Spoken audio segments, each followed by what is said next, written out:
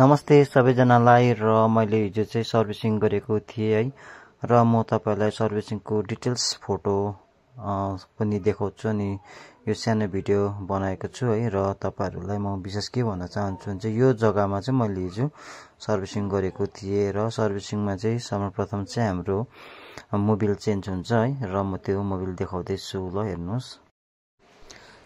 यहाँ हेर्नुस् है मैले चाहिँ 20W लेखेको चाहिँ मेरो स्कुटीमा हाल्नुको लागि निकालेको थिएँ यो हो। तर चाहिँ यो चाहिँ तपाईको अर्को बोतलमा चाहिँ डिभाइड गर्यो है खनायो यो यसमा हो 10W भएकोमा र आधी बाँचेको चाहिँ तपाईको है उनीहरुले यताउता गर्दाखेरि चाहिँ उ पर लगेको थियो हो।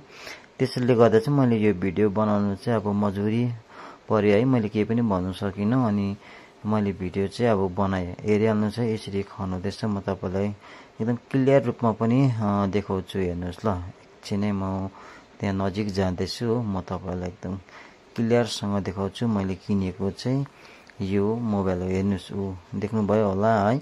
यो चाहिँ मैले किनेको मेरो उसमा हाल्नु पर्ने हो तर उनीले यसलाई चाहिँ अर्को भाडामा गरेर हाल्यो, आधी चाहिँ यहाँ खनाको हेर्नुस्।